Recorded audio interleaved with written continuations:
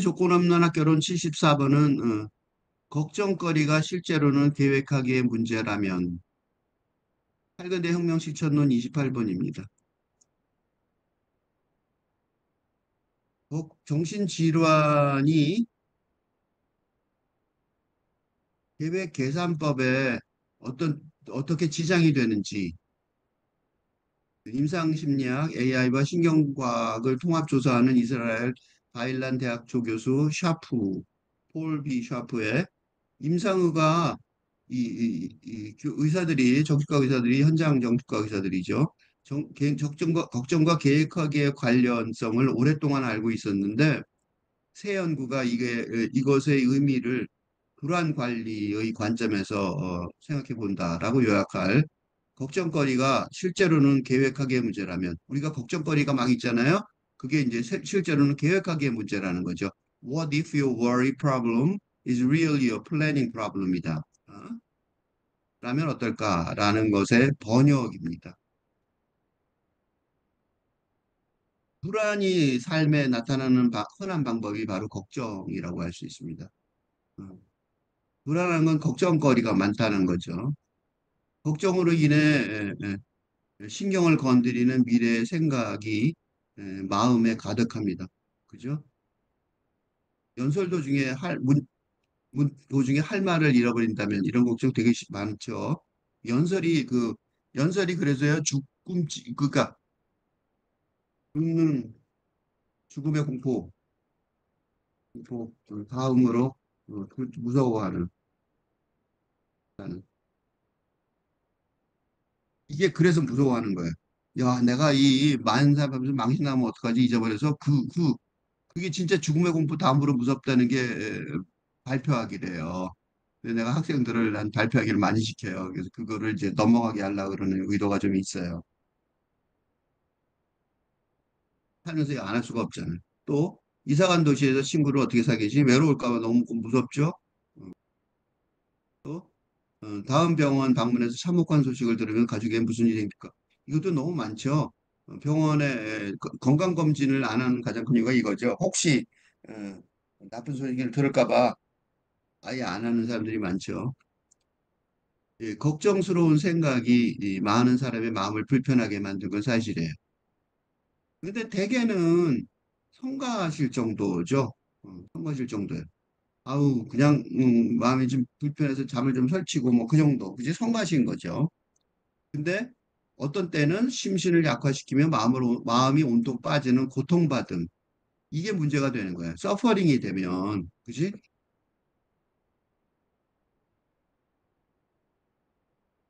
서퍼링이 되는 게 문제인 거죠. 그러니까 그냥 조금 성가시는 것, 누이센스라고 그러죠. 성가셔, 귀찮아. 이 정도는 괜찮은데, 그지? 귀찮음, 그지? 그러니까 이 조심해야 되는 게, 이렇게 하면 안 되는 거야. 걱정하지 않을래. 이건 안 된단 말이죠. 그지? 걱정은 누구나 다 하고 사는데, 그지? 그게 일면 연설을 하는 거는 잘 된 사람이잖아. 이사 가는 것도 좋게 이사 가는 거잖아. 그지? 병원도 돈이 없은 사람 병원도 못 가잖아. 그러니까 걱정은 상수, 그러니까 일반적으로 누구나 다 겪는, 그지? 그러니까 누구나 다 겪는 걱정에서 걱정 중에서 나옵니다. 그런 뜻입니다. 그지? 그러니까 다 겪는 그러니까 누구나 다 겪는 그러니까 걱정을 한다는 건 문제가 아니란 말이에요. 조심하셔야 돼, 이거. 걱정하지 말아야 되는 거야. 이렇게 생각하면 큰 오해란 말입니다. 그죠? 그럼 그러니까 이 두려움, 걱정, 이런 거를 안 하려고 노력하는 사람들이 있는데, 그거야말로 뭐라 그럴까. 태우려다 빈대 잡으려다, 한간 태운다. 응? 빈대 잡으려다, 초가 삼칸 태운다. 라는 속담처럼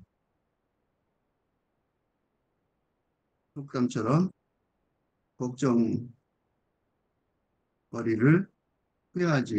피하려고 하지 말아야 합니다. 어? 조심해야 돼요. 그런 얘기를 안 써 있어서 혼란스러울 수 있어요. 그지? 걱정이란 이게 이 주제가 그렇잖아요. 어? 우리 삶의 어, 기본 마음, 감정, 상태 중 하나일 것입니다. 그지? 걱정하니 하고 너무 태평한 사람들은 금방 죽어요. 그런 경우 있어요. 이 아픔을 이게 뭐냐면 아픔을 느끼지 못하는 사람이야말로 빨리 죽을 가능성이 좀 높습니다. 위험을 모르니까, 그지? 살이 찔려도 안 아프면 어떻게 되겠어요? 그런 사람, 그래서 진짜로 빨리 죽어요. 말로, 정말, 실제로 그래, 빨리 죽어요, 진짜. 오래 못 살아요. 그러니까, 걱정이나 아픔도 마찬가지, 걱정도 아픔이죠. 그지? 그러니까, 걱정이나, 어? 걱정은 아니겠지만, 걱정은 좀 덜하지만, 너무 태평한 사람들은, 걱정은 좀 아니겠죠. 그래서 내가 이걸 쓸 수가 없었는데, 아픔은 아니에요. 아픔은 못 느끼면 큰일 난단 말이죠. 그치만 문제가 뭐냐? 또 반대로 만성적으로 극심한 걱정. 그러니까 만성적인 극심한 걱정은 뭐냐면 만성적이니까 일상생활에 지장을 줄 정도로. 그 삶을 못 사는 거죠. 걱정이 돼서 바깥에 못 나가. 그치? 이건 이제 문제죠. 그치? 그러니까 보통 정신질환이라는 거는 정신질환의 가장 큰 정신질환을 어, 진단하는 기본적인 상태는 그것이 생활에 지장을 주는가 여부입니다. 그러니까 좀 걱정하고 살고 이래도 걱정이나 좀 많아요. 그러면서도 살아가는데 지장이 없다면 그거는 다른 방식으로 뭐 찾아보는 거죠. 명상을 하든지 뭐 어쩌고, 그지? 그러니까 그건 괜찮다는 거죠. 근데 여기서 지금 얘기하는 거는 그게 아니라 그 만성적인 일상적 상황을 문제하게 되니까, 그지? 이게 이제 범불안 장애의 주요 증상이 되니까 그래요. 그러니까 불안을 너무 뭐 제네럴라이즈드 앵자이어티, 불안도 마찬가지예요. 불안도 보통은 괜찮단 말이죠. 어? 범불안 장애는 그러니까 보통 음, 불안을 경험하지만 언제나 불안을 느끼고 있는. 그래서 일상생활에 심히 어려움을 겪으니까 장애라고 부르는 정신질환. 그지? 그게 범불안장애야. 범은 제네럴라이즈드죠. 그러니까 일반화된, 그러니까 언제나 불안이 있는 뭐 그런 뜻이잖아요. 그지? 그러니까 그런 경우에 이제 장애가 된다고 보는 거죠. 그죠? 그 범불안 장애의 주요 증상이 이제 걱정이니까 걱정이 이 심리학 하는 사람들한테 연구 대상이 된 거예요. 일반적인 게 아니라. 그래서 통제가 안 되는 걱정이 있는 거죠. 걱정을 하는데 통제가 안 되는 거죠. 그게 GAD, 범불안 장애 등에 이 뭘 하냐면 마음 챙김 명상이나 인지행동 치료, 코그니티브 비헤이비어럴 세라피라고 이 상담 치료죠. 명상이나 치료 등 그게 인정받은 치료법이 있어요. 그런 게 있는데 그게 이 보통 그러니까 더 심하게 안 되는 그거가 목적인 경우가 많아요. 치료한다는 게 아니에요. 완전 완치한다든가 치료한다는 게 아니고 또 하나는 더 문제는 효과가 모든 사람한테 있지는 않으면 어떤 사람은 전혀 효과가 없는 경우가 많아요. 이 정신질환의 가장 큰 문제가 뭐냐면 약도 그렇고 이런 그 언어 치료도 그렇고 모든 사람 효과가 그러니까 정신질환은 치료법이 그러니까 제대로 없다. 그거 볼 수 있어요. 왜냐면 그 약이나 이런 언어 치료가 보통 약이나 언어 치료 둘 중에 하나를 쓰는데 그거는 정신질환의 치료의 예, 현재 상태는 음, 음? 투약이나 언어 치료를 시도하기는 하지만 그 효과가 플라시보 그러니까 위약이죠 위약 가짜야 과 별로 다를 바가 없을 정도로 그러니까 50% 정도라고 보통 이야기하는 시점. 그러니까 어, 의학이나 언어 치료를 시도해보고 그 효과가 있는지 검토한 다음에 계속하든지 그러든지 하는 게 무슨 임상 후에 주요 치료법인 경우가 많습니다. 게다가 그런데다가 모든 얘기 효과가 있지도 않은 게 또 문제가 뭐냐? 시간이 지나면 혜택이 사라지기도 합니다. 그러니까 이게 효과가 완전 완치가 안 되니까 더 큰 문제는 완치는커녕 효과가 이렇게 사라지기도 하는 경우가 많습니다. 그래서 이거는 지금 얘기하는 건 뭐예요? 언어 치료를 위해서 지금 연구하는 거죠. 그래서 걱정을 너무 많이 하는 것도 하나의 문제니까 그걸 해결하면 좋지 않을까 싶어서 걱정을 이해하려고 하는 방법을 파악을 연구하고, 그러니까 뇌신경과학이죠. 뇌신경과학 측면에서 뇌신경에다 뇌신경에 영향을 주는 그 화학 물질이 뭔가, 이게 주로 약 같은 거, 그지? 후약의 경우가 바로 이렇죠. 응?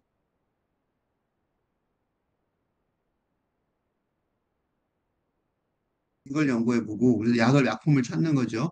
또는 양육 과정이나 과거 트라우마 이게 뭐냐면 언어 치료에서 그지?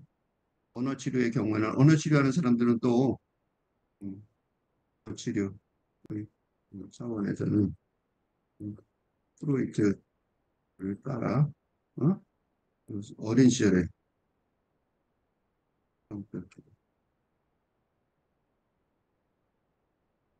어린 시절 성은 요새 안 하지만 그렇지만 프로이드가 아직도 살아남아 있죠. 어린 시절에 그것 때문에 어른이 돼서 문제가 된다라는 사실은 성적인 측면에 프로이드가 주장했던 거는 지금 안 하지만 어린 시절의 양육 환경이나 과거의 트라우마에서 비롯한 거다. 그런 얘기는 지금도 하고 있거든요.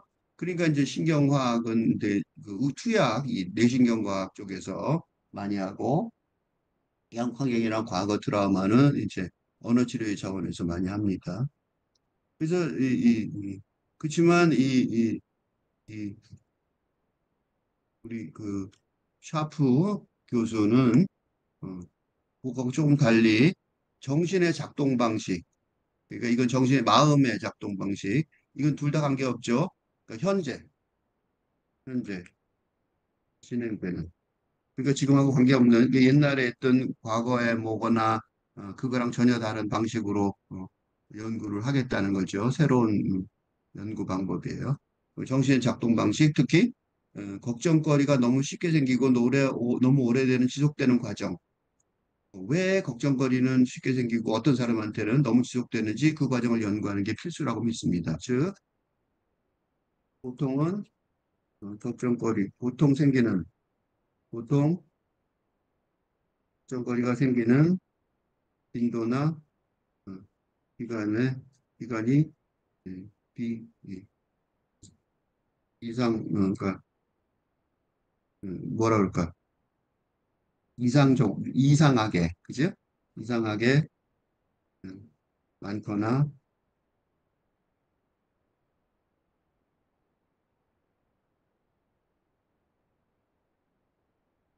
너무 긴 경우를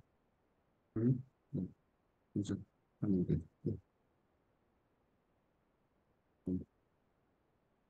그지? 그러니까 걱정을 하는데 어떤 사람은 보통 그냥 걱정을 해 조금. 근데 걱정하는 게 뭐 그냥 걱정하는 게 아니라 뭐 너무 자주 그것도 왜 걱정해? 라는 그 빈도 쓸데없는 걱정을 왜 하고 있어? 그게 너무 심해. 쓸데없는 좀 할 수는 있죠, 그지? 근데 그게 너무 많다는 거죠. 어? 이상하게 너무 많아요. 과도하게 하다 놨나? 과도하게 많거나 또는 너무 긴 경우, 기간이, 그죠? 너무 긴 경우에는 그러니까 이렇게 되면 어떻게 됐어요? 걱정하느라고 쓸데없는 걱정, 쓸데없이 걱정하느라고 일상생활을 네? 지장을 이걸 말하는 거죠, 그지? 음. 이게 이제 보면 이렇게 요거 걱정거리로 갖고 생각을 해보면 되게 미래 계획의 방식, 그러니까 걱정은 미래에 관한 거가 주로 많다는 거예요. 과거가 아니라. 근데 미래 계획의 방식으로 귀결되는 거예요. 그러니까 식사나 휴가를 계획하는 등 계획하기를 보통 하죠. 뭐 먹을까, 뭐 어디로 놀러 갈까 이런 생각을 한단 말이에요. 근데 그걸 생각하면은 유수 무, 병리적인 걱정과 무관한 유순한 정신 활동 같다 보인단 말이죠. 그지? 뭐 먹을까 걱정한다는 뭐 먹을까 걱정하는 거야. 또는 어디서 휴가를 보낼까 걱정하고 생각하는 게 그 그냥 평범한, 유순한, 순한, 그러니까 평범한, 그지? 정신활동 같아 보인단 말이지. 그게 뭐가 문제야? 그럴 수 있겠죠? 그렇지만 뭐가 문제야? 걱정을 좀 하는 게 뭐가 문제야? 라고 생각하기 쉽지만, 응? 그럴 수 있단 말이죠. 응? 그렇지만 계획하기가 잘못될 수도 있다는 거죠.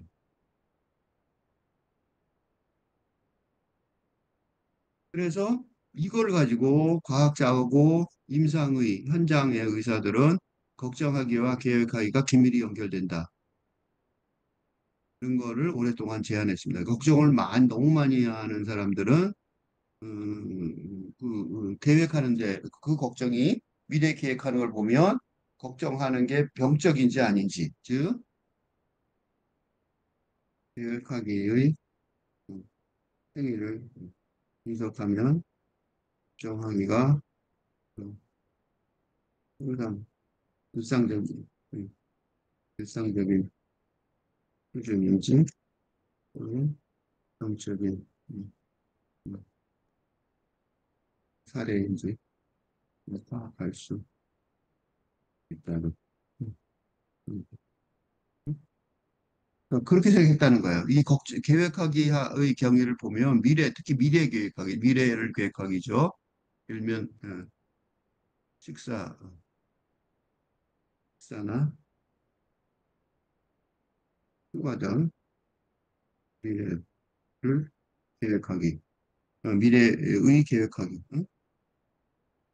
그걸 보면서 이 사람이 진짜 병적인 건지 그냥 일상적으로 좀 꼼꼼한 건지, 그지? 완벽주의자인지, 그지?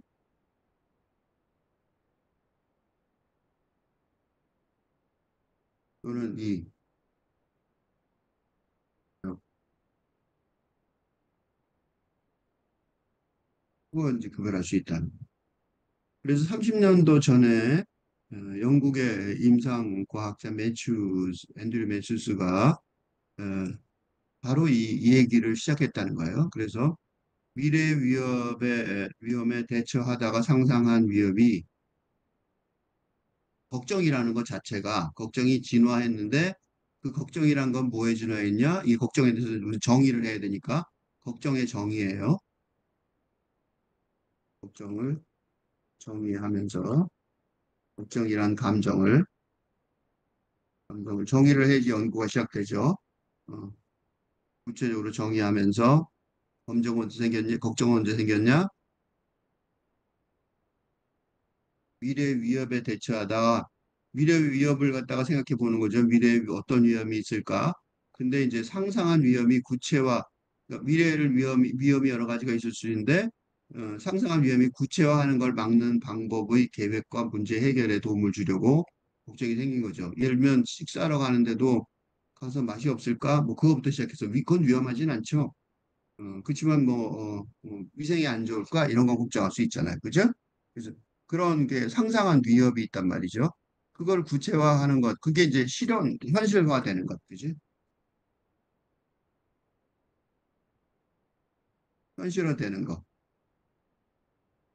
그러니까 예를 들면 그런 걱정이 돼요. 예를 들면 예를 들어 후진국 시장에서 음식을 사 먹어야 할 때 위생의 관점에서 먹기가 좀 무섭더라고요. 그지? 그래서 이제 그걸 걱정을 하게 되잖아요. 아무래도 그래서 뭘 사 먹을까, 어디서 사 먹을까, 그걸 걱정하잖아요. 그지? 그래서 그 위협이 그런 그 위협이 현실화하는 걸 구체화하는 거를 막으려면 걱정을 한단 말이죠. 그러면 어떻게 돼요? 어디서 사 먹지? 또 어떻게 해결하지 그 문제를? 그런 걸 걱정을 하는 거죠. 이 과정에서 범불안 환자, 그러니까 병적인 걱정을 하는 사람들은, 그지? 그 과정에서 병적으로 걱정을 하게 되는 저절로, 그지? 이게 특징이죠.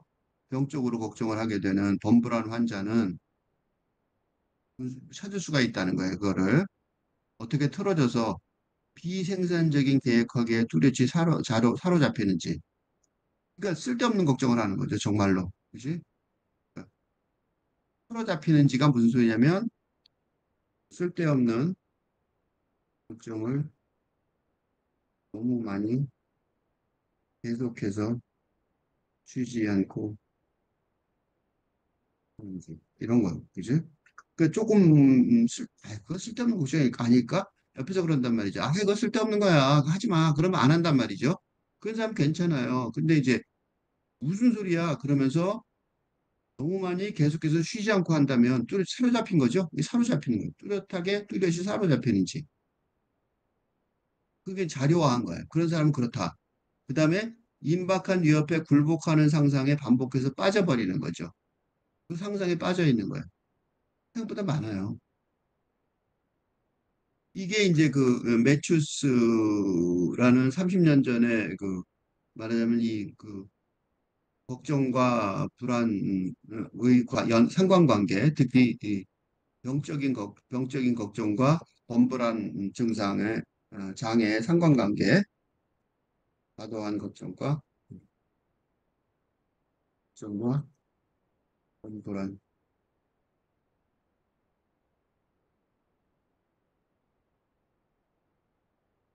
상관관계, 그러니까는 실천. 그래서 이렇게 좀 그러니까 그 상관관계에 대해서 최초 연문에 기반을 뒀다는 거죠. 예? 추하여 그런 뜻이에요. 그래서 이게 그러니까 어쨌든 연구라는 건 전부 다 옛날에 뭐가 있었으니까 그 있었던 거를 이 연구의 기본 자세죠. 그러니까 다른 사람이 한 공부를 또 할 필요는 없잖아요. 그건 말도 안 되는 거지. 그러니까 이제 다른 방식으로 똑같은 내용이라도 이거 한국에서 할 수 있어요. 어떻게 할 수 있냐? 이 문제를 한국인하고 적용하면 또 과학 논문 쓰기 쉬워요, 생각보다. 왜냐하면 똑같은 내용을 갖다 놓고 한국에다 적용하는 거죠. 그러면 이제 새로운 논문인 거죠. 그렇게 과학 논문은 쓰기가 쉬워요. 그게 과학 논문이 그런 경우가 많아요. 이 분은 인지과학 동향의 최신 논문에서 이걸 기반으로 해서 그렇게 상황만 바꾼 게 아니라 내가 개발한 거는 뭐라고 개발한 거는 얘는, 가설이죠, 가설. 형식적으로 개발한 연구는 논문의 가설은 이런 초기 상황에 기초하여 건설했는데 뭐라고 썼냐면 이 가설이 만성적으로 고통받는 사람들은 편향적이거나 과도한 계획하기에 빠져 있다. 이거죠. 그지? 그러니까 계획하기에 빠져 있는데, 그러니까 이게 조금 전에 쓴 용어로 다시 쓰면 범불안 장애 자들은 자는 편향적, 안정적 계획하기가 이 문제가 이거예요. 는 가설이요. 라는 가설. 이 연구를 이제 이럴 거다라는 가설을 가지고 이제 조사를 해보게 되잖아요. 이 가설은 이분의 가설은 이거였고 그 가설이 연구에서 확인이 돼서 이렇게 유명해졌고 그래서 이걸 쓰게 된 거예요. 그러면 편향적 계획하기가 뭐냐? 편향적 계획하기는 어, 계획하는 과정에 부정확한 걸 수반하며 실제로 일어날 경향의 방식과 맞지 않게 사건을 비현실적으로 상상하는 거죠. 비현실적으로 상상하고 두 가지가 있어요. 하나는 비현실적으로 상상하고 또 하나는 부정확한 거를 수반하는 거죠. 계획하는데 별로 중요하지도 않은 문제, 부정확한 거. 어, 계획하는데 편향적이란 말은 뭐냐면 정상적, 그지? 정상적 계획하기와 달리 그런 뜻이에요. 뭐가 편향적이냐? 한쪽으로 방향이 쏠렸다는 소리죠. 어떤 쪽으로 방향이 쏠린 거냐면 첫째는 부정확한 거를 포함하는 거죠. 부정확한 내용, 부정확한 내용을 포함하고 또 하나는 비현실적으로 상상한다는 거예요. 이게 편향적 계획하기의 문제라는 거죠. 이 두 가지를 쭉 얘기할 것 같아요. 그리고 두 번째는 과도한 계획하기죠. 과도한 계획하기. 어떻게 과도한 계획하기가 되냐면 일면 위협이 지금 있는 게 아니라 먼 미래에 있단 말이죠. 위협이 먼 미래에 있단 말이에요. 그러니까 뭐 여행을 가는데 10년 후에 여행을 고민하는 거야. 또는 3년 후에 여행을 고민한다는 거죠. 그러면 도움이 되지 않는 때, 그지? 쓸모 있을 지점을 지난 때의 계획하기라는 거죠. 그 필요한 지점이 아닌데, 그지? 일면 일주일 후에 저녁에 먹을 식사를 지금부터 걱정하는 거예요. 그건 말도 안 되는 거죠, 그지? 근데 그걸 포함한다는 거죠. 그러니까 미래를 최악의 상황으로 상상을 하거나, 그지? 이건 뭐예요? 편향적 계획하기죠. 미래를 최악의 상상으로 상상하는 것. 또는 여러 달 떨인 도전으로 밤에 전전반측하는 것. 그지? 이거는 너무 말도 안 되게 과도한 거죠. 그지? 그러니까 어떻게 될지도 모르는데, 그 이름이 시험 보러 가는데 떨어질 거야. 그 생각하는 거야. 붙거나 떨어지는 건 시험 본 다음에 알 수 있는 건데, 지금부터 생각하면 뭐합니까? 그지? 그러니까 조금 걱정을 할 수는 있죠. 그렇지만 그거를 지금부터 최악으로 생각해갖고, 가다가 예를 들면 시험을, 떨어지는 건 걱정을 좀 그래도 그건 이상적인데, 가다가 지각할까 봐 뭘 타고 갈지, 그런 거랑, 그지? 그걸 지금부터 걱정한다든가, 그런 거죠. 걱정을 이렇게 하면, 이 계획하기의 편향과 과다함을 이걸 안다면, 어? 그러면 고칠 방법을 가르칠 수 있게 되는 거죠. 문제가, 그지? 무슨 소리냐면, 불안에 시달리는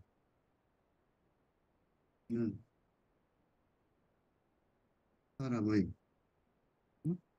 어? 불안에 시달리는 사람이 계획하기가 편향돼 있고, 그 다음에 과다하다는 걸 안다면, 그걸 분석할 수 있다면, 어떻게 돼요? 그지? 그 사람의 편향과 과다함을 이런 문제점이 음, 뚜렷하게 드러났으니까. 예? 그러니까 그건 고칠 수 있잖아. 그지? 다른 건 몰라도. 그지? 그거는 다른 건 몰라도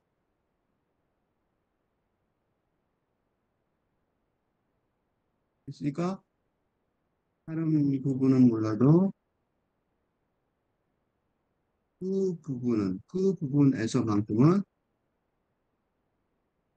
좀 고칠 방법을 가르칠 수 있게 되고 지금 조금 전에 했고 그거 편향적이죠. 그거 너무 과다하죠. 그렇게 갖고 알 수 있게 해준단 말이죠. 그러면 내가 너무 편향적이고 과다하구나라는 걸 알면 걱정을 덜 하게 되고, 그지? 그러면 그로 인해 불안이 좀 줄어들 수 있겠죠. 그지? 걱정을 덜 하게 되니까, 걱정을 덜 하니까 불안도 당연히 그만큼 줄어든다고 여겨지는 거죠. 불안을 축소하는데, 뭐 진짜 불안이 얼마나 축소될지는 몰라요. 그지? 여기 이 문제는 뭐냐면 얼마만큼이나 축소될지는 모르지만 거의 안 될 수도 있어요. 그래서 이게 이 연구가 황당한 거가 있어요. 조금이라도 고쳐주면 되지. 이런 식의 과학적 연구가 많아요. 불안이 근본적으로 어, 위험한 결과에 잘 기능하지 못하는 계획학이라는 가설. 그지? 이제 좀 이해가 되죠, 그 말이. 를 매슈 중에 계속 제안했지만 최근까지는 그래, 그 좋다 그래. 그런 위험한 결과에 잘 기능하지 못하는 계획하기가 하는 걸 어떻게 알아? 그지? 그런 문제가 있잖아요. 그래서 최근까지는 그걸 테스트할 과학 도구가 없었다는 거죠. 그걸 이제 점검을 해야 되는데 과학은 테스트할 수가 없었다는 거죠. 왜냐하면 계획학이라는 게 대부분 자기 자신의 의식을 피할 정도로 사적인 과정이라는 거죠. 그러니까 이런 거예요. 너 그거 너무 많이 계획하는 거 아니야? 내가 언제? 그리고 자기도 모르게, 그지? 그러니까 계획하기는 자기 자신도 모르게 그런 편향과 과도함에 빠져 있는 경우가 많기 때문에. 그러니까 너 걱정하지 마. 그럼 내가 언제 걱정했다고 그런 경우가 많은 이유가 그래서 많게 어, 어, 지인의 걱정하는 모습에 너무 걱정하지 말라고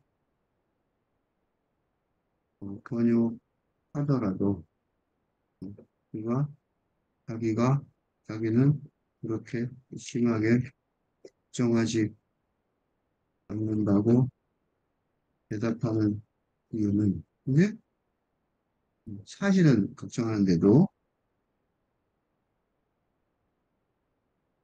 그 자신도 자기가 일상 생활에 지장을 줄 정도로 심하게 걱정하는지 못, 못 알아차리는 경우가 많기 때문에. 응? 진짜로 그래요. 그래서 걱정하지 말라고. 그래서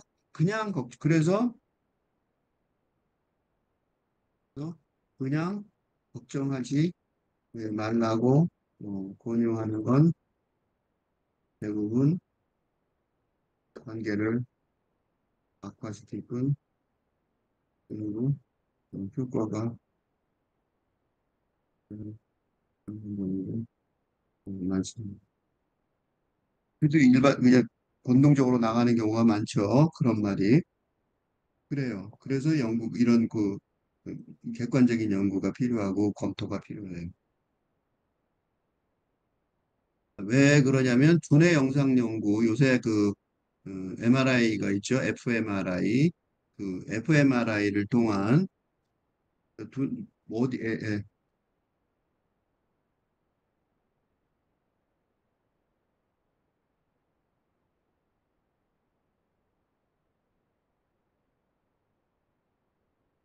fMRI라는 게 MRI가 그 두뇌 사진을 찍는 건데 fMRI는 그 피가 어디로 활동하는, 그러니까 두뇌가 활동하는 장면에 그 활동을 보이는 활동의 빈도를, 그지? 두뇌 활동 이 빈도를 그러면은 영상 촬영.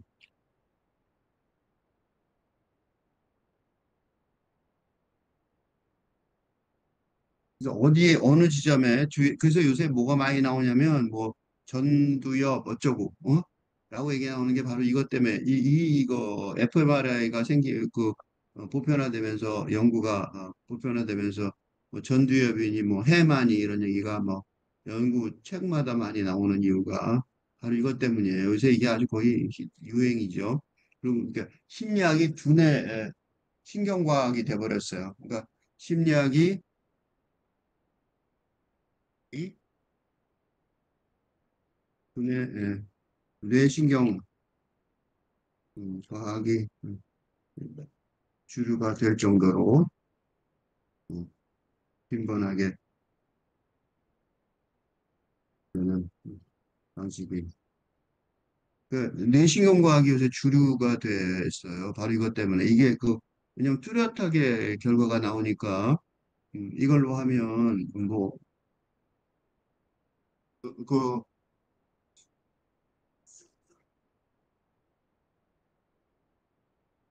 이걸로 하면 그,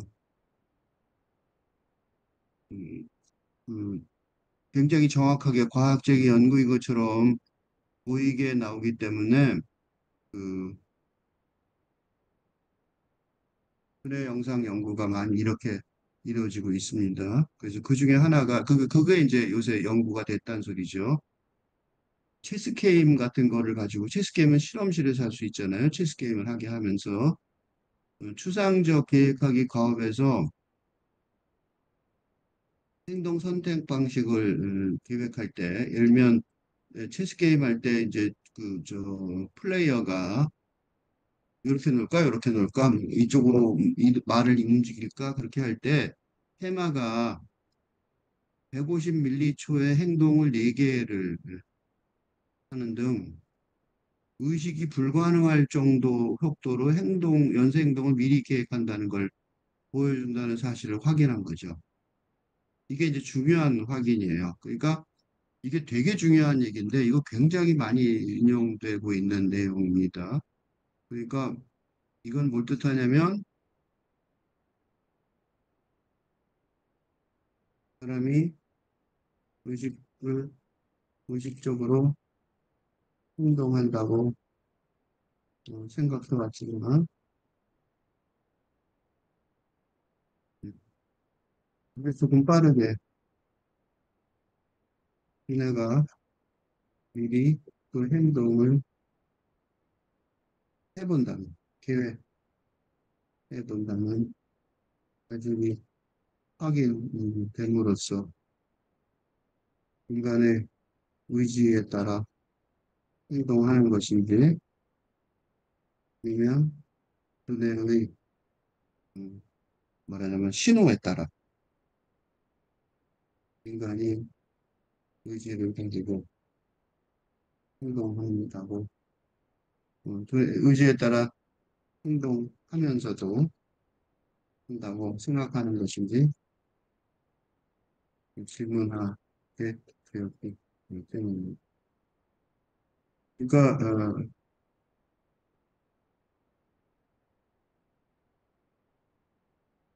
의식적으로 생각해 한다고 생각해 왔는데 사실은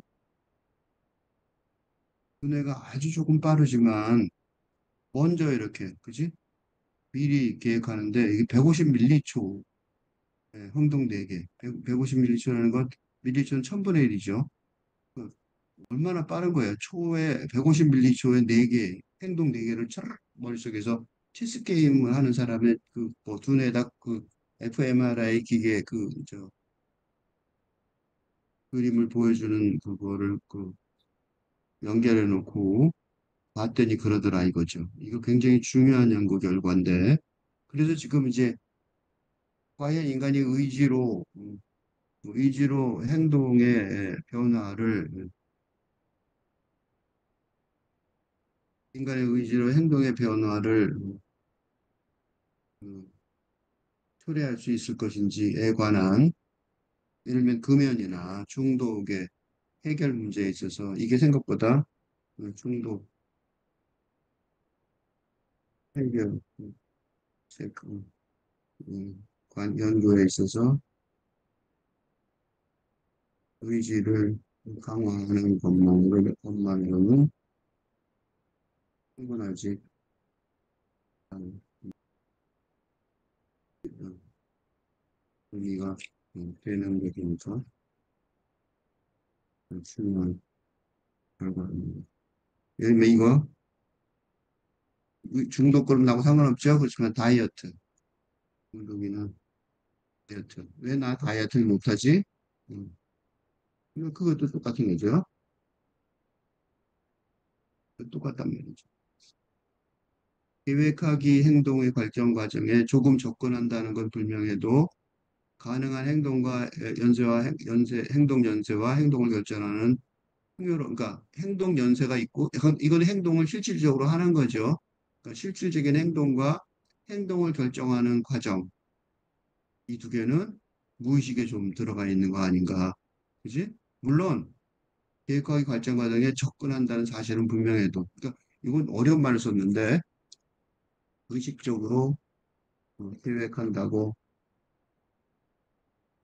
생각해야 하지만 그럼에도 행동과 실제 행동과 그런 거 행동 의사 결정의 단계가 의식의 영향을 받기도 한다는 말입니다. 그런 뜻이겠죠? 그러니까 의식적으로 계획한다고 생각해야겠죠. 계획하기도. 그렇지만 그런 연구, 그런 조금 전에 두뇌 그 fMRI 두뇌 영상 연구로 인한 결과물 하나를 보면 의식의 영향도 꼭 받는다는 거죠. 이게 이제 근대 심리 치료에서는 아주 중요한 의미가 있다는 거예요. 심리 치료라는 게 대부분 근대 심리 치료에서 대부분 중요한 게 뭐냐면 중독이죠. 중독 문제가 가장 중요한 문제로 여겨집니다. 계획하기가 어떻게 빗나갔는지 계량하는 치료사의 능력에는 한계가 있습니다. 그- 이게 지금 계획하기가 어떻게 계획을 했는데 그거 잘했나 잘못했나를 판단하기 참 어렵단 말이죠. 알거나 알지 못하는 과정에 치료 과정이 의존하게 되는 거죠. 또 무의식적인 게 들어가니까. 그러니까 화났는지는 알 수 있어요. 화났는지 정확하게는 모르잖아요. 근데 빈정되는 짧은 언급이 진짜 감정을 드러낸단 말이죠. 어? 겉으로는 화를 표현하지 않지만 검출이 가능할 수 있어요. 화가 났는지 빈정된단 말이에요. 화가 나면. 그지? 그러니까 어느 정도는 관련이 되는데 드러내는데 확실하게는 안 된다는 거죠. 전문 치료사가 추론할 수 있는 게 있는데 그거는 계획하기에 편향에 고객이 영향을 받는다. 그치? 이런 걸 알 수 있어요. 예를 들면 어떤 걸 알 수 있냐면 환자가 통제하려는 과장된 욕망이 있다. 이런 걸 알 수 있잖아요. 그죠? 과장된 욕망이 있다는 걸 아는 것처럼 계획의 편향에 있다는 거는 추론할 수 있는 거죠. 이 사람 좀 계획하는데 약간, 그지? 좀 너무 심하게 비이상적으로, 비현실적으로 한다. 그거는 짐작할 수 있잖아요. 그렇지만 그 걱정 아래에 있는 계획하기 편향. 그러니까 더 심한, 더 미묘한 계획하기 편향이 있단 말이죠. 그러니까 표면에 드러나는 걱정. 그지?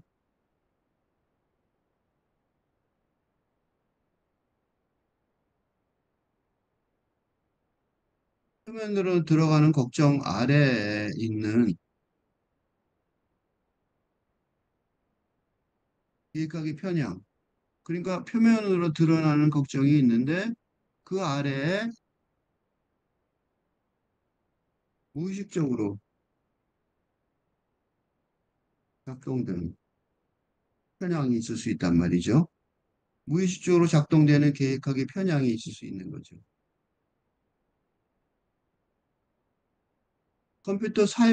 이거는 컴퓨터 사용 수준에서 작동하는 비의식적인 거죠. 그지? 무의식적이고 비의식적이라고 말 수 있는데, 그거는 이제 그거를 그 치료사가 어? 물리적으로 찾아내기를, 그지? 기계 없이, 그죠?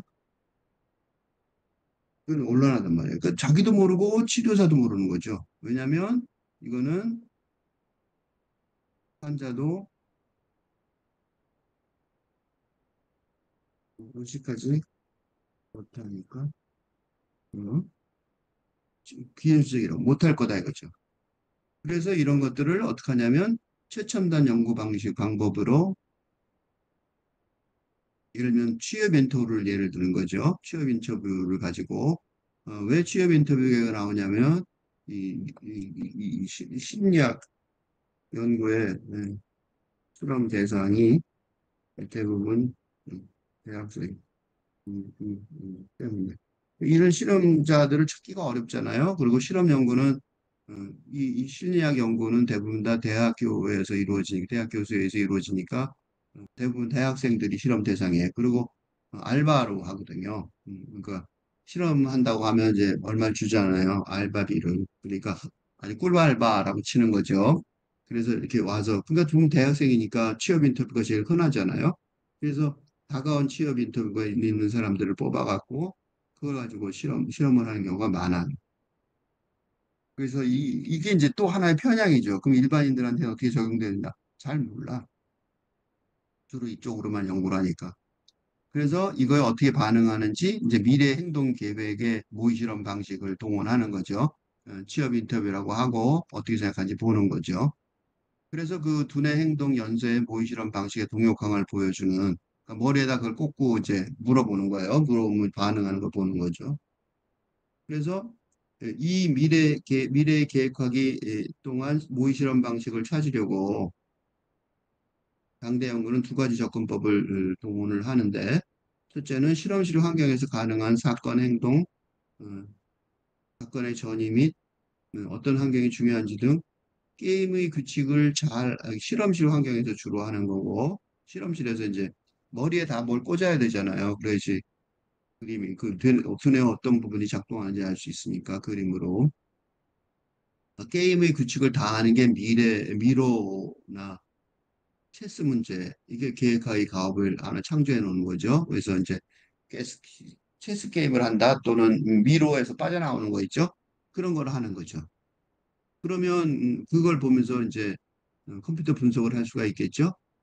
어떤 사람은 뭐 아주 정확하게 하는데 어떤 사람은 너무 편향되게 생각하고 어떤 사람은 과도하게 걱정하고 이런 거를 추론할 수 있게 된단 말이죠. 두 번째라면 두뇌 활동 분석을 계획하게 원천에 직접 다가가는 거예요. 그러니까 계획하기 행동 연쇄의 해독에 신경 촬영법을 새로 사용할 수 있다는 거죠. fMR을 사용한다는 거죠. 그래서 미루를 빠져가는 방법을 계획하는데 길 찾는 사람이 행동하기 전에 어떤 선택을 할 건지 사전에 정확하게 예측하려고. 이게 사전에 정확하게 예측이 가능할 거 아니에요? 그 다음에 그걸 진짜로 그렇게 하는지를 볼 수 있단 말이죠. 이런 새로운 과학, fMRI를 동원하는 과학이 불안 설명에 궁극적으로 도움이 되는가? 이게 문제겠죠. 그런 연구를 하면 뭐예요?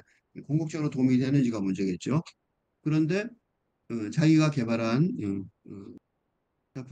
이 사프 고수가 개발한 틀은 계획하기의 최신 과학을 어, 바로 불안한 생각의 계획하기 편향을 밝히려는 노력하고 연결하려는 거예요. 그래서 어떻게 하냐면 어떻게 연구를 했냐면 이 연구 틀이죠. 연구 틀의 구성은 계획하기를 출발하고 끝내는 때가 언제냐 하는 것하고 확실치 않은 미래 시나리오 모델을 어떻게 형성하느냐 이 두 개를 연구했다는 거예요. 우선 계획하기를 끝나고 시작하는 걸 어떻게 했냐면 너무 빈번히 걱정하는 이유의 빈번히 왜 걱정할까?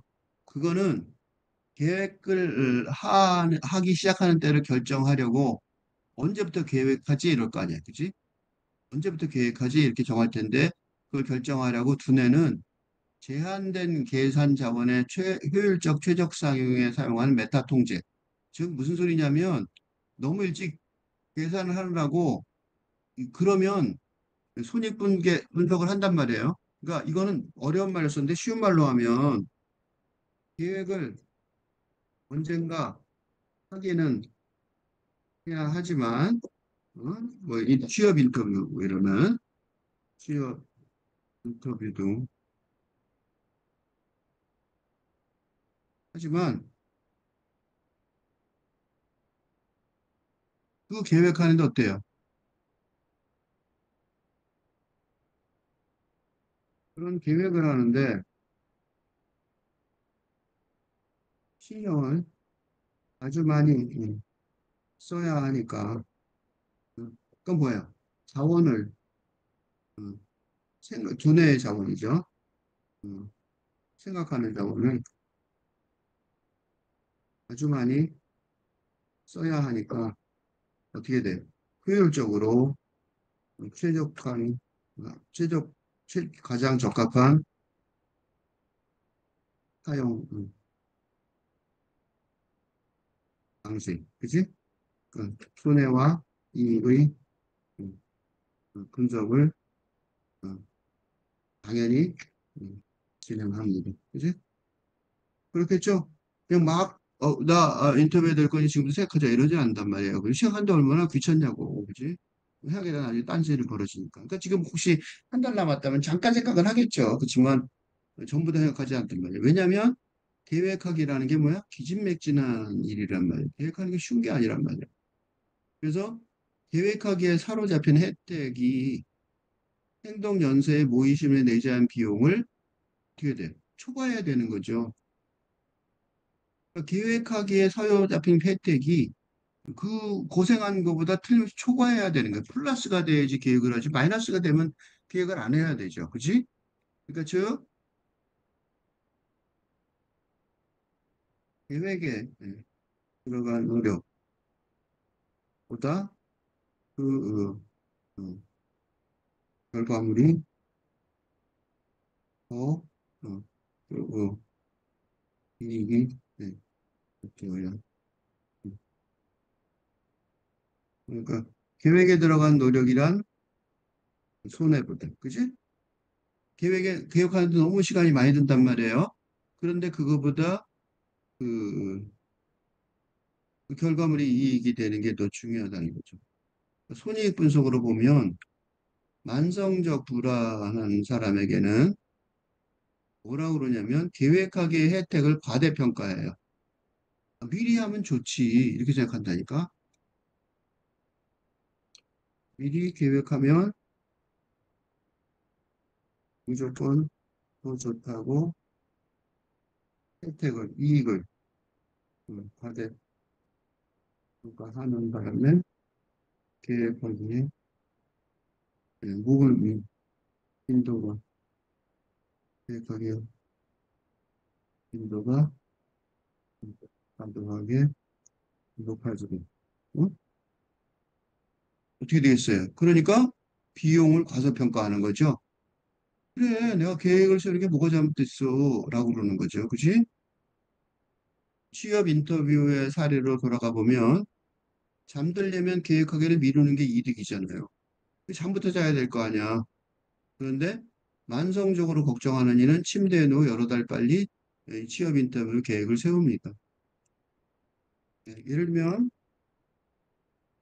정말 예를 들어 당장 내일 걱정되는 일이 있다면 잠들기가 당연히 어려울 것인데 그건 계획하기가 쉽지 않고 미루기도 어렵기 때문이니까 이는 당연한 현상이라고 병적이 아니라, 그지? 당연하죠. 내가 자꾸 얘기해 주냐면, 병적인 게, 그지? 내가 걱정하느라고 잠 못 자는데 어떻게 해? 그건 아니란 말이에요. 그지? 그걸 말하는 게 아니죠. 그래서 이 두 개가 연결하기가, 생각하기가 좀 어려워요.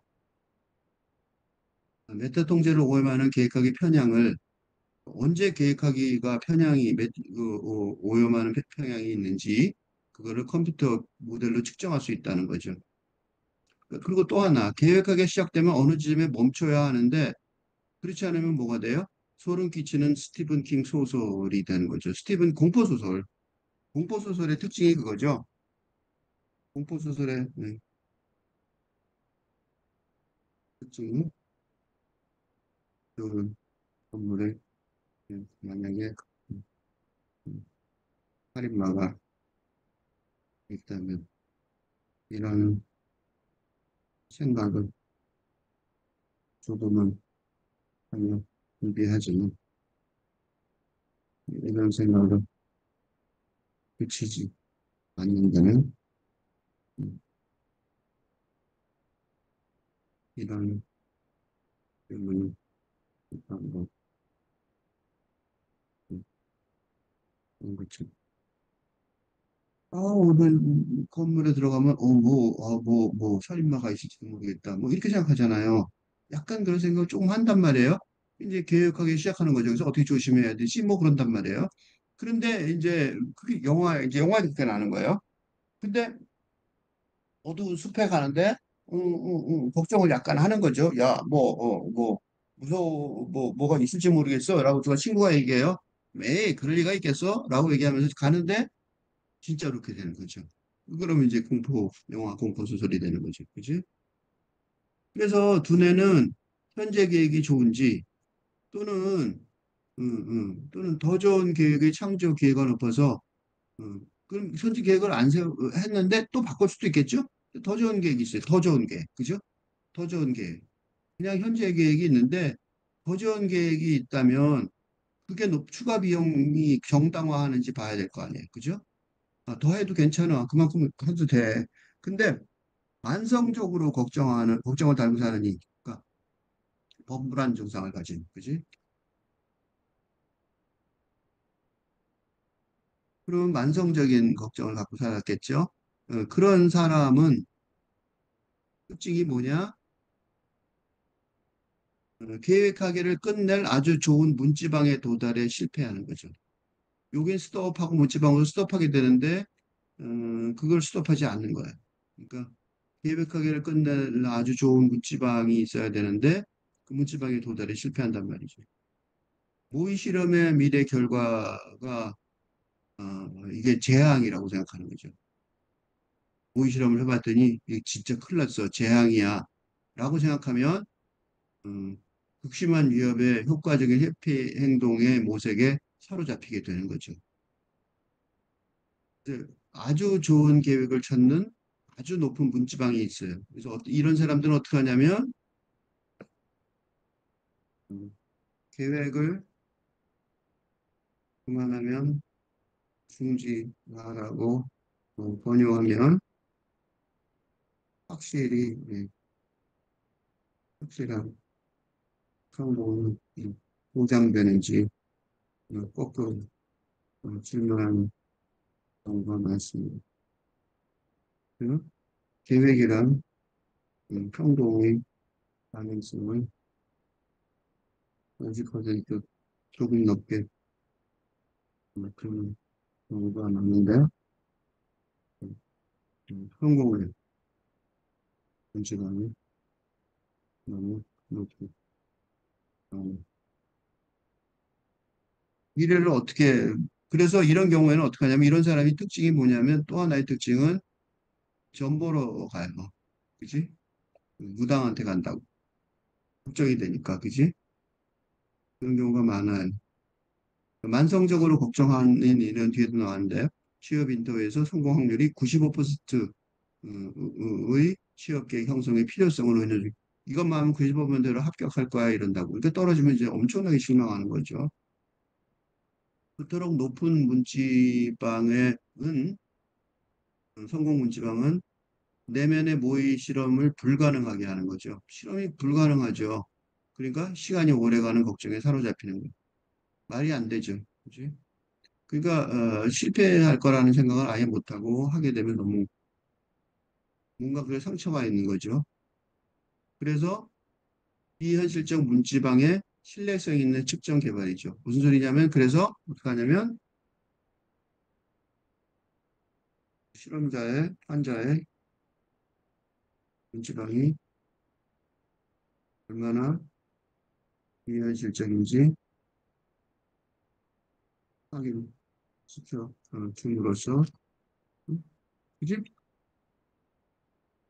개선 가능성을 이렇게 이렇게 있습니다. 그지?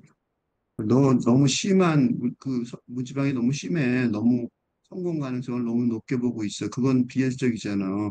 그걸 알려주면 좀 개선이 되겠죠.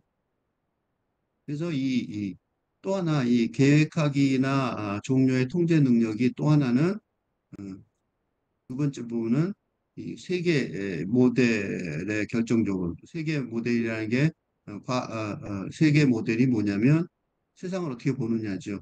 그지? 그러니까 근본적으로 계획하기 관련과 행동과 관련한 상상하는 세트란 말이죠. 어떤 세상에서 그 계획하려면 뭔가 상상을 해야 되죠. 근데 계획하는 그 상상하는 세계, 그 세계 말하는 거예요. 병리학적으로 잘못되는 계획하기의 또한 양상인데, 완성적인 걱정은 취업 인터뷰 등 시나리오의 세계 모델 형성에서 어, 행동과 사건에 초점을 맞추는 건 무시하는데 평이한적이라는 거예요. 그러니까 일면 인터뷰 가려고 그러는데 걱정거리가 있다고 가정해 보면 받을지도 모를 인터뷰의 질문과 대답을 미리 계획하는 건 당연하죠.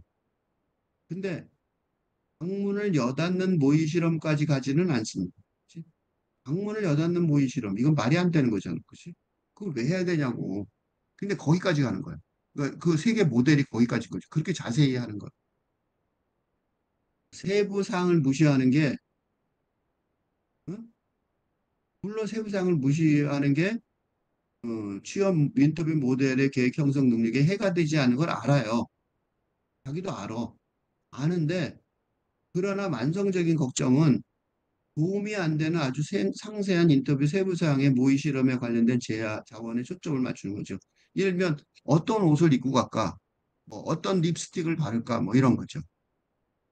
어느 정도는 그래서 이 대한항공 그 항공사 취업이 취업 음, 취업 경쟁이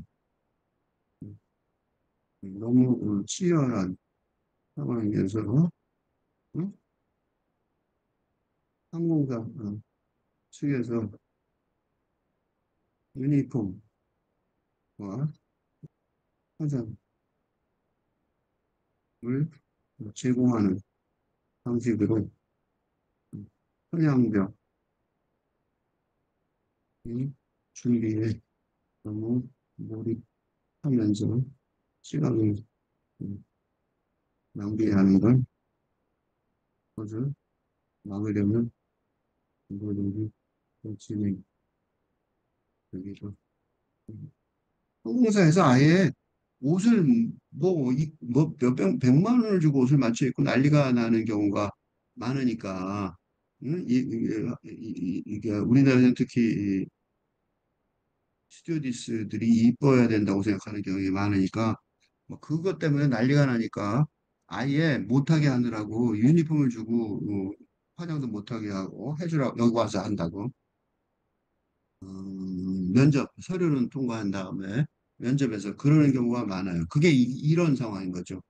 방문을 여다는 모의 실험까지도 하고 별걸 다 해요. 그래서 인터뷰 학원이 이런 식으로 내가 그 항공사 취업 면접하는 학생들한테 내가 가서 조심하라고 그런 데 빠져들지 말라고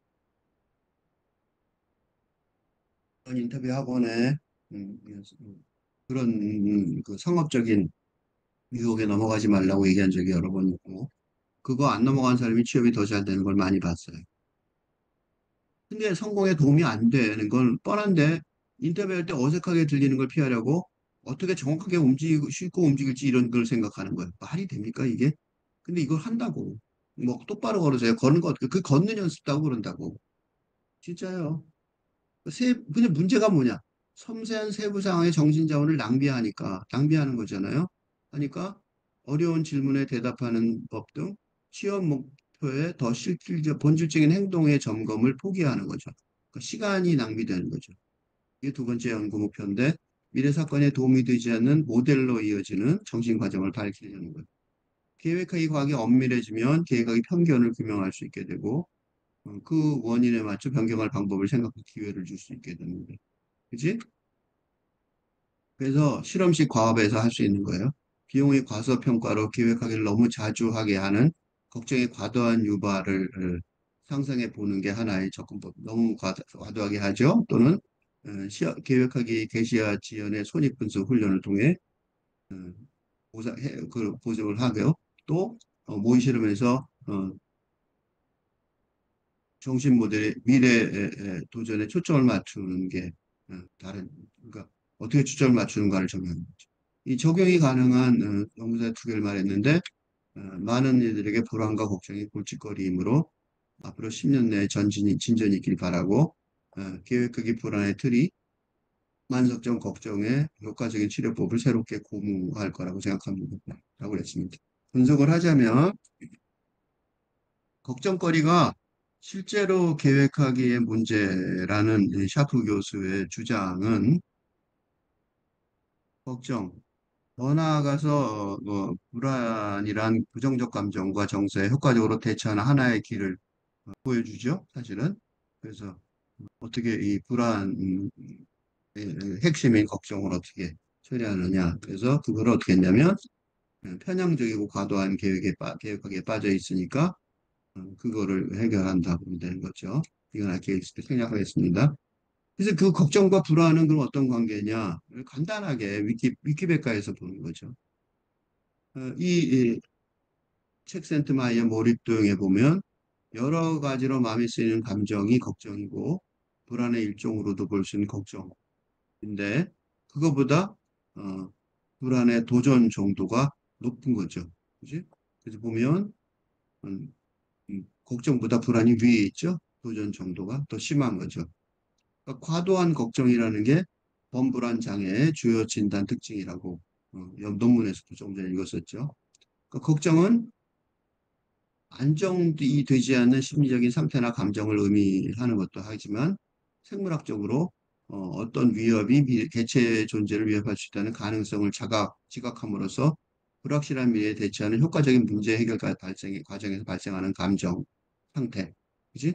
이게 이제 아까 많이 봤었죠. 매슈 교수가 얘기한 거죠.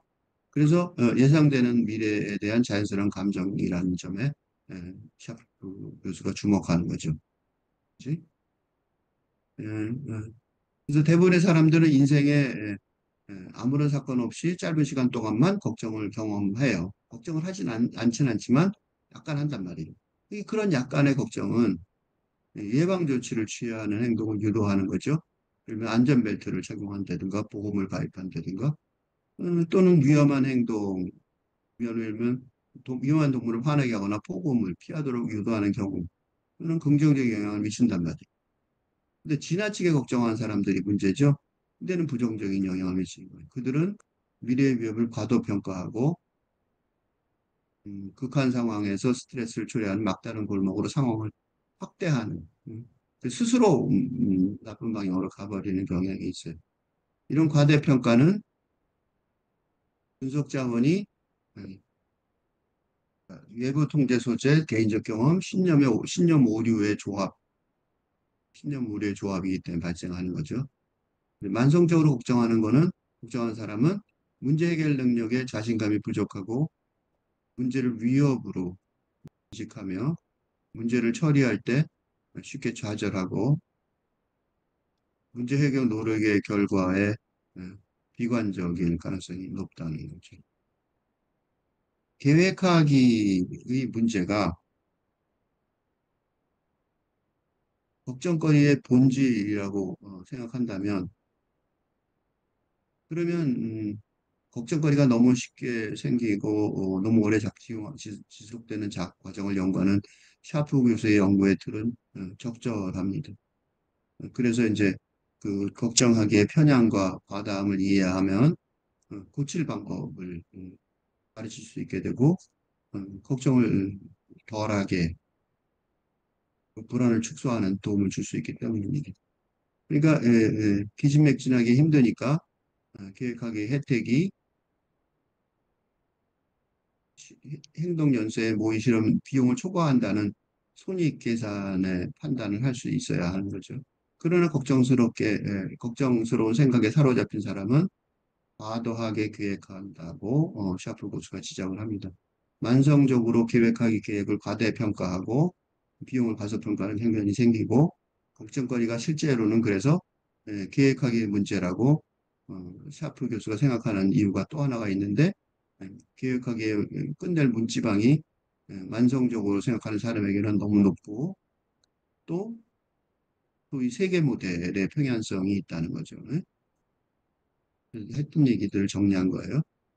그래서 이 걱정거리가 실제는 계획하기의 문제라는 가설이 있는데 문제는 이 가설이 한계가 있다는 거예요. 이게 다 되는 게 아니란 말이에요. 왜냐하면 첫째, 미래 계획하기 연구 영역을 의식적인 행위에 국한한다는 거야. 계획한다는 거 의식적으로 하는 거잖아. 그지? 근데 의식적인 것만 있지 않단 말이야. 사프 교수가 스스로 고백하듯이 행동 패턴을 결정하는 무의식적 측면이 있고 그거를 충분히 고려하기 어렵다는 거가 틀림없잖아요. 그지? 그러니까 계획하기는 아까 그래서 두뇌 fMRI 연구에 대해서 설명을 했단 말이죠. 100m초의 행동 세계를 뇌해마가 의식 불가능한 속도로 그지?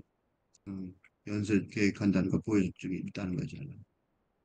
그러니까 무의식에 숨겨져 있고 그 과정이 그다음에 또 하나는 의식 불가능한 속도로 그 행동을 미리 연쇄 행동을 미리 계획한다라면 문제가 뭐냐면 이 추론이라는 근대적인 학문 방식으로 연구하려는 계획학의 문제 분야가 아주 제한적이라는 거죠. 그러니까 말로 설명할 수 있는, 그지? 이걸 좀 쉽게 말하면 문식, 이 적, 생각 과정이 아주 중요하다면 말을 통한 무의식적 계획하기만을 가지고 연구하는 분야가 제한적일 수밖에 없지. 그지? 그러니까 자기가 얘기한 것처럼 이 계획하기라는 것 자체가 의식적으로 하는 거잖아요. 그치? 그 의식적 계획하기. 그거는 무의식적으로 생각하는 건 다 안 되는 거잖아. 그치? 그러니까 계획하기에도 무의식적인 게 많다면서 좀 곤란한 거 아니냐라는 게 첫 번째 문제예요.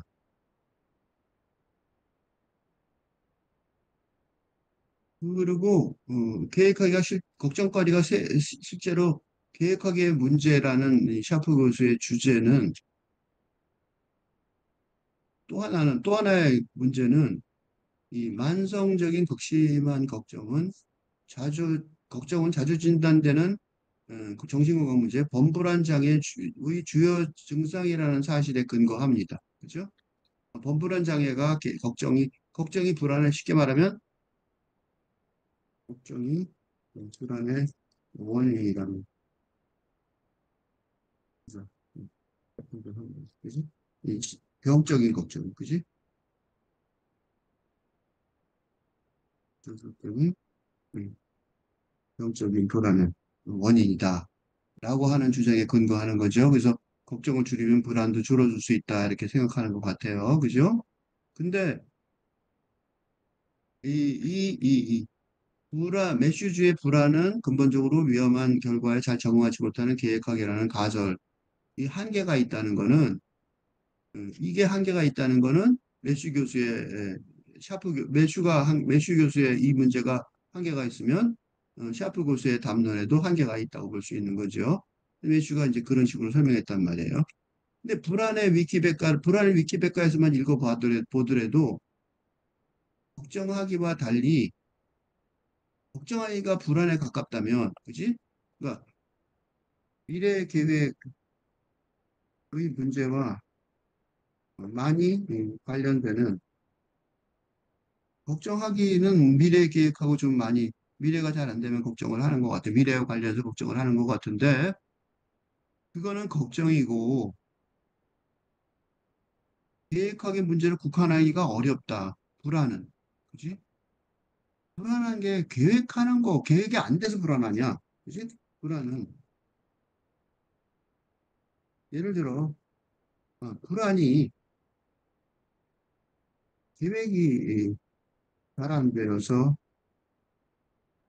주로 생기는 부정적인 감정이라고만 할 수 없으니까. 계획이 잘 안 돼서 불안한 것만 있나? 라는 생각이 들 수밖에 없어요. 그지? 계획하는 게 문제가 돼서 불안한가? 그건 좀 곤란하단 말이지. 얘는 불안에 대해서 보면, 불안을 위키피디아에서만 읽어봐도 알 수 있어요. 불안 또는 불안감이란 뭐라고 설명하냐면, 특정한 대상이 없이 막연하게 나타나는 불쾌한 정서적 상태, 안도감이나 확신이 상실된 심리 상태라고 그런다. 뭐냐면 특정한 대상이 없이 막연히 나타나는, 뭐가 없는 거야. 또 안도감이나 확신이 상실된, 미래도 아니에요. 현재. 그러니까 이거는 특히 불안은 공포와 다른, 공포와 비교하는 말이야. 공포는 신체적으로, 정신적으로 분명한 위협을 인지했을 때 나타나는 공포. 이게 공포인데, 공포랑 비교해보세요. 공포라면 그런 게 있죠. 다른 감정이랍니다.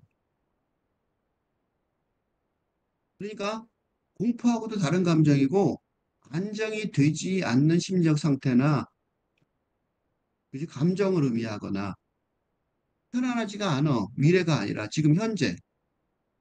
응? 그죠? 지금 말이에요. 지금 당장. 미래가 아니에요. 불안은 미래의 문제 어쩌고가 아니라니까. 그다음에 생물학적으로 어떤 위험이 개체의 존재를 이루었을 때 가능성. 이게 요거 하나가 있죠.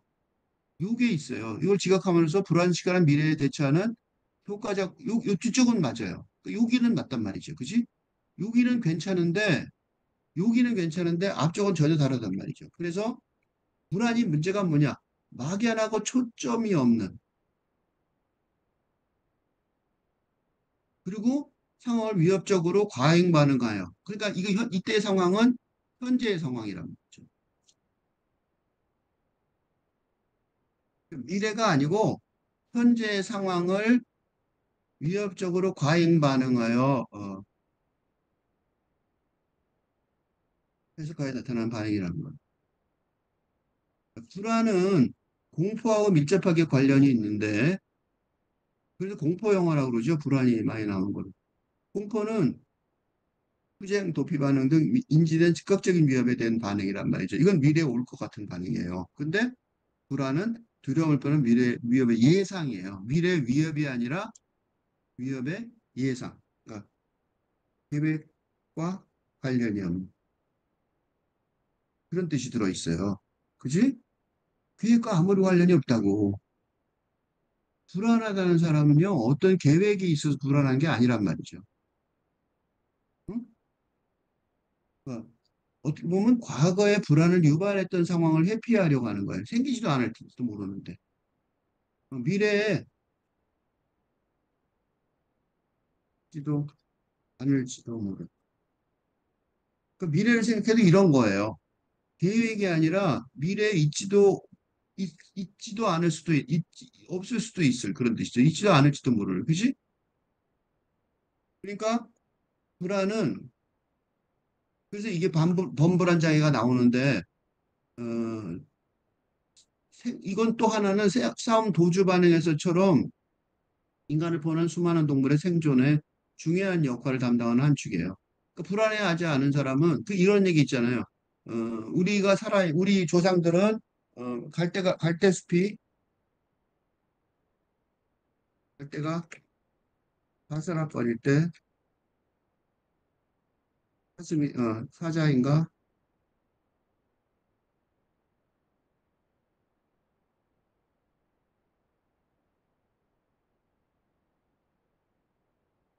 뭐였지, 여기? 사운드 주간. 사자인가? 불안해하는 종족이 우리의 조상의 지기 때문에 지기 불안은 음, 우리가 우리가는 음, 그러니까 불안해하지 않는 종족은 어떻게 있을 것 같아요? 사자한테 먹혔겠죠. 그러니까 불안해하는 이게 이제 인류학에서 많이 설명하는 말이에요. 불안해하는 사람들이 우리 조상이 됐을 거다라고 말하는 거죠. 그래서 불안해하지 않는 사람들 종족이 주로 죽었고 그게 남았을 거라 이거죠. 그러니까 불안이 걱정이나 공포와 특히 구별되는 거는 감정의 대상인 미래 위협이라는 게 샤프 교수가 주로 인용한 취업 인터뷰처럼 확실하게 규정되기 어려우며 막연하고 불안하다는 점이 그 대표적인 특징이란 말이에요. 그지? 그러니까 걱정이나 불안 등 심리적인 문제 해결을 도움받으라고 샤프 교수의 글을 찾아있지만 논리적이고 이성적인 추론 방식의 학문 담론에 의한 연구로 음, 이 이성적이기 쉬운 무의식의 영역에 힘이 주도하는 감성을 적절히 연구할 수 있을지 의심스럽다고 얘기할 수 있어요. 그리고 또 하나, 샤프 교수가 계획하기로 취업 인터뷰 같은 근대 과학 실험실 연구에 적합한 조건을 가진 사례만 인용을 하잖아요. 근데 사실은 더 문제가 뭐냐? 불안과 걱정이 계획하기에 문제라고 애초에 느껴지게 된 것. 문제가 된 게 뭐냐면 졸업, 취업, 결혼, 출산의 거대 순서가 잘 작동되지 않는 근대 담론의 난경 상황 때문이란 말이야. 취업이 안 돼서 문제인 거잖아. 그지? 근데 그 취업하기 갖고 얘기하면 어떡하냐고. 그지? 그래서 짐성정 소설가는 흙수저 청년은 어떻게 어른이 되는가 해서 계획하기 과업 자체를 완수하는 게 불확실하게 막막해진 타근대 시대를 말하는 거예요. 계획하기 자체가 어떻게 안 되는데 계획하기만 갖고 연구하면 어떡하냐고. 예를 들면 어쩌면 직장, 결혼, 출산 같은 성인됨의 지표 자체가 20세기 것, 명절날 친척 어르신의 잔소리 같은 것이 아닐까? 한 아이가 자라내는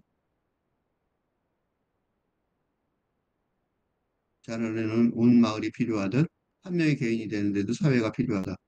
그 사회는 오징어 게임 같은 야비한 전쟁터가 아니라 새로운 성장서사를 들어주는 곳, 인정해주는 곳이 되어야 할 것이다.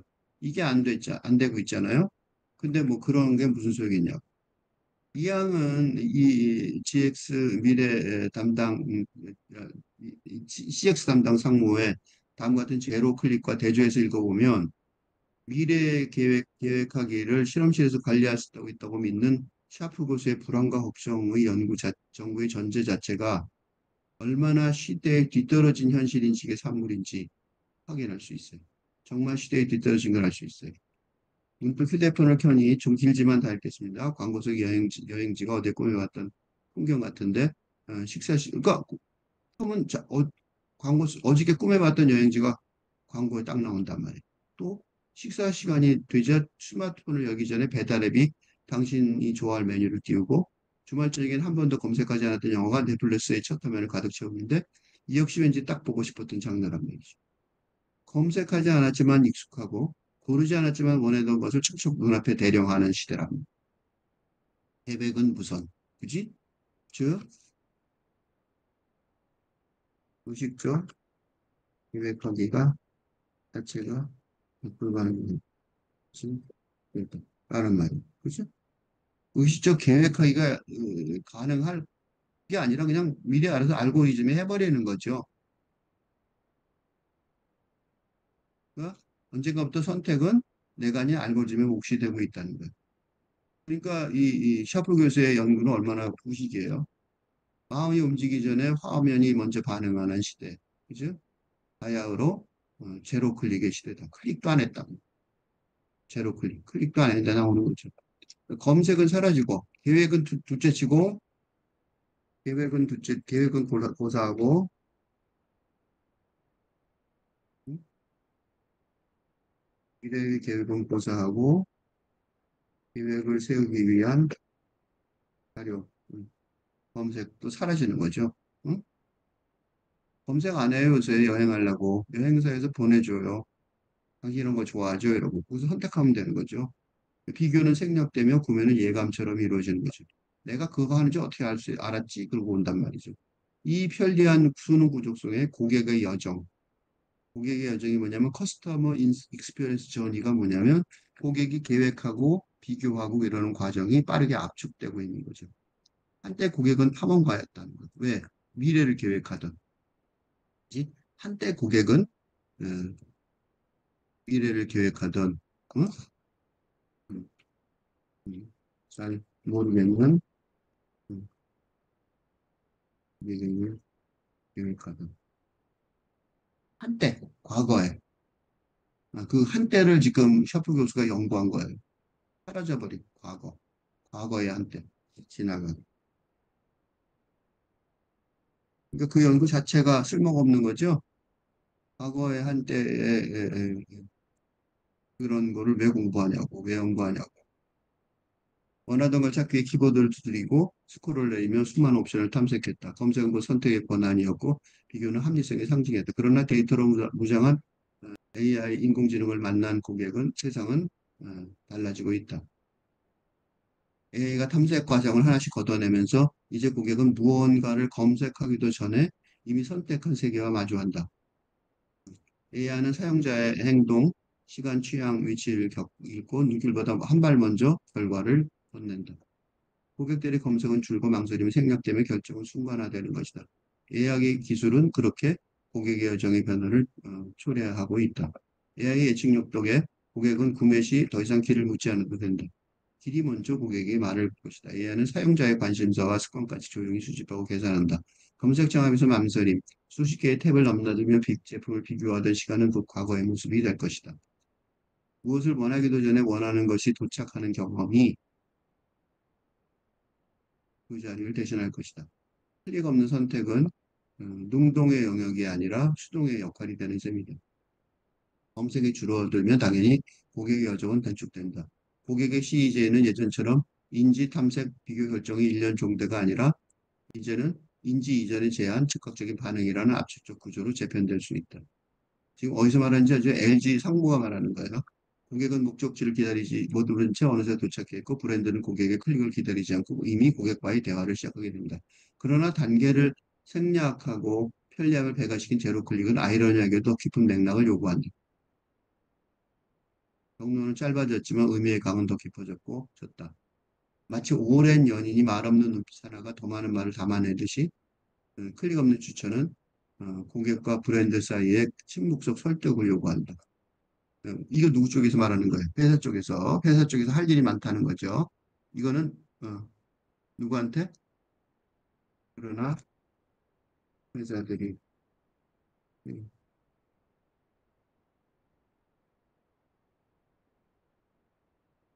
너그 뜻이에요. 고객이 아니라 고객할 때 고객 들으라는 소리가 아니에요. 회사 들으라는 소리예요.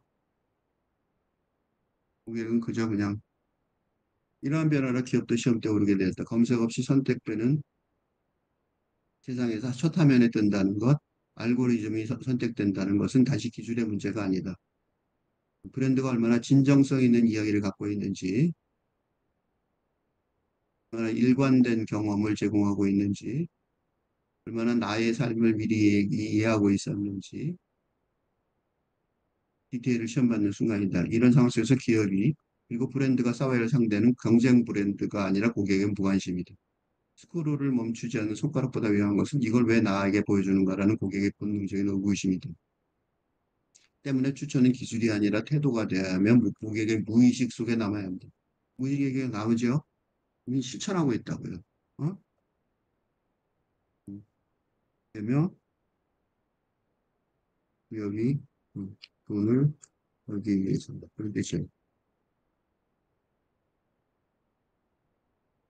음? 그러니까 기업이 돈을 벌기 위해서는 고객의 무의식을 읽을 수 있어야 되는 거죠. 연구실에서 지금 벌어지는 일이 아니라 회사에서 지금 돈 벌려고 하는 이게. 다시 말해서 첫 타임에 했던 건 기술이지만 고객에 남는 것은 서사다. 제로 클릭 시대 핵심 기술은 기술이 아니라 맥락인 이유다. 기업들은 이제 고객으로 하여금 이 브랜드는 나를 알고 있다고 느낄 수 있는 감각을 설계해야 한다. 검색 없이 전달되는 정보일수록 고객은 그 정당성을 더 민감하게 판단할 것이고, 정당성이 굉장히 중요하다고요. 지금은 무엇보다 정당성이 중요해요. 그렇기 때문에 단순한 취향 분석을 넘어 타이밍과 맥락을 감지하고 포착하는 무의식형 제한이 필요하다. 제로클린은 기존의 퍼널의 붕괴를 받아들이고 새로운 루프를 설계하는 직관적 사고가 필요함을 시사한다. 누구한테? 회사 측에서. 그러다가 서클이 경쟁이 배워나는 그 고객이 아니에요. 고객이 아니라고.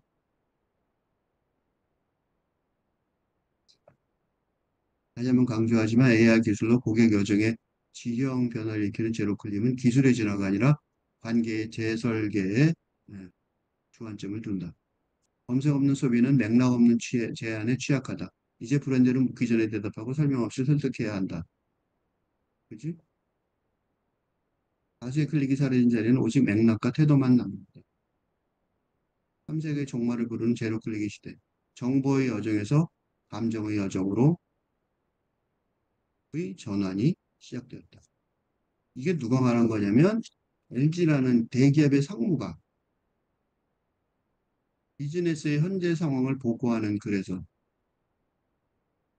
이 업체는 상품 소비 패턴을 텍스트가 아닌 맥락, 논리가 아닌 직관, 정보가 아닌 감정의 차원에서 연구해야 한다고 말합니다. 소비자가 상품 소비를 능동적으로 선택하는 게 아니라 수동적으로 수용해야 말지 결정할 뿐인 상황이라면 상품 소비보다 훨씬 더 복잡한 사프 교수의 정의하는 미래 계획하기는 도대체 어떻게 가능할 것인지 예측하기 어렵습니다. 불가능해요. 무슨 생각으로 그런 틀을 짜고 연구하는지 알 수가 없어요. 아, 걱정거리가 실제 계획하기 문제라는 샤프 교수의 담론이 다소 허무한 노력같이 들리는 건 허무한 노력 같죠. 그거는 가수 김창완이 우리나라의 가수죠. 다음과 같이 지금은 찾아할 수 없다고 고백하는 탈근대 시대의 희망이 지금까지 우리가 알아온 샤프 교수가 미래 계획하기 기반이 된다고 추정하는 듯한 근대 시대의 희망과 전혀 다른 것임이 분명하기 때문이죠. 희망이 전혀 다르다고요. 그는 희망을 그렸어요. 그날 희망을 그렸어요. 희망하면 푸른 하늘, 무지개, 구름 사이를 떠다니는 햇살 등을 생각하죠. 이건 주입된 희망이 아닐까? 결국 우리가 이렇게 마주하고 있는 일상이 곧 희망이 아닐까? 이런 생각을 했어요. 그러니까 근대적 희망이 아니라 다른 희망이 있다는 거죠. 뭐 주저리주저리 그렇게 그림을 포장하지만 궁극적으로 아름다운 것도 이렇게 교육받은 거 아닌가? 이런 생각을 합니다. 이분이 철학자가 아니라 가수라는 점을 생각해 보면 알 수 있어요. 생각해 보세요. 아직도 아름다움이 뭐지? 꽃이 아름다움 질문합니다. 누가 아름다움을 알았다면 저한테 연락을 좀 주세요. 더 놀라운 건 샤프 교수가 근대적 거대 서사의 희망만 생각하는 듯한데 응? 한국의 가수 김청완은 미래 계획하기가 그 계획하기 기반이 될 탈근대 희망 담론의 기미를 다음과 같이 그럴듯하게 제시한다는 점은 오픈. 희망은 보이지 않는다는 게 주제인데 지금 바로 앞에 있는데 멀리서 찾으려니까 안 보이죠. 그 그림도 멀리서 보면 흑과 백분이에요. 그런데 가까이서 가서 보면 어, 다른 색깔이 얇은 붓질이 있어요. 우리 어머니가 올해 이거 회화전을 그림을 전시회를 열었어요. 근데 희망이라고 검은색의 화면을 보여준 거죠. 화폭을. 10대 아들이 노래할 때마다 어머니가 공연장에 와서 내 노래를 들을 때와 아닐 때가 정말 다르거든요. 작년에 낙상을 해서 정신없이 지나라 봄꽃을 못 보여드렸어요. 올해는 봄꽃을 꼭 보여야지. 어머니 아이스크림을 사줘야지. 이런 사소한 것들을 결심해요. 다른 것은 필요 없어요. 희망은 그런 거예요. 손에 쥐고 눈에 들어오고 그러는 게 아니라 손에 쥐고 눈에 들어오는 게 아니라 근데 샤프 교수는 손에 쥐고 눈에 들어온 그지? 그런데 샤프 교수는 손에 쥐고 쥐어지고 눈에 들어오고 그러는 것을 중심으로 미래를 나가는 이런 방식. 그지? 한국의 가수보다 미국 심리학 교수가 이스라엘의 심리학 교수가 더 모자라요. 서구에. 샤피 교수도 근대 심리학자들처럼 걱정과 불안을 연구하는 대신 예? 새로운 탈근대 시대의 삶을 희망을 위한 연구한 시점이 아닐까 생각합니다.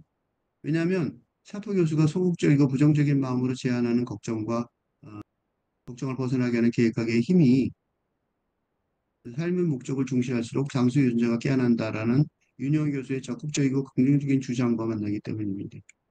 건강을 위해 굳이 삶의 목적을 중시해야 되는 특별한 이유가 있는가? 필자가 삶의 목적을 강조하는 이유는 건강한 장수, 건강에 오래 사는데 중요한 요인이라는 거죠. 즉, 삶의 목적은 건강만 아니라 수명에도 긍정적 영향이 있는데 삶의 목표를 세우고 삶의 의미를 부여하는 자기 주도적인 삶의 목적이 건강한 행동을 촉진하면 사망률을 낮출 수 있다는 연구들이 그 중요성을 강조하고 있다는 겁니다. 삶의 목적에 대한 의식을 갖는 것이 응? 정신 건강과 신체 건강과도 관련이 깊다. 실제 연구팀이 발표한 논문들에서도 삶에 분명한 이유가 있거나 의미 상태를 유지하고자 하는 실존적 웰빙, 삶의 질이 신체적, 사회적, 정신적 건강 웰빙보다 더 우울증과 밀접하게 관련이 있다는 점을 여러 차례 확인했다. 자기 삶의 이유와 목적과 의미를 찾지 못할 때 우울해지고 자살할 수 있다는 점을 정신건강 정책이나 캠페인 설계 때 주목할 필요가 있다.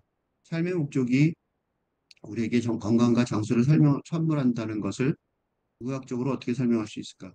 삶의 목적은 행동 건강을 통한 간접 효과를 가져올 뿐만 아니라 염증을 낮추고 노화를 억제하고 수명을 늘려주는 어, 텔로머라제 활성을 증가시키는 등 생물학적 경과에 직접적인 효과를 보인다. 우리 인간은 삶의 목적을 추구하는 존재이다. 오래 살면서 않아야 할 삶의 목적과 의미가 우리를 건강하게 오래 살도록 유전자도 응원한다. 걱정거리가 실제로는 계획하기의 문제라는 하프 교수의 연구에 관심이 갔던 이유는 걱정, 더 나아가서 불안의 문제를 해결하기 위해서였습니다. 그러나 추론적인 근대 학문의 자세로 인해 연구 과제의 극히 일부분만 검토할 수 있었을 뿐 문제의 본질에 거의 접근하지 못했다고 판단됩니다. 그렇지만 한국 사회에서 다양하게 논의되는 관점을 참조함으로써 이미 와 있는 8근대 시대에 한국의 지식인 사회가 걱정되고 불안한 듯한 당대의 현실에 직면하면서도 당대의 문제에 의연하게 대처하고 있음을 확인할 수 있었습니다. 심리학자보다 훨씬 더 잘하고 있다는 사실을 알 수 있는 거죠.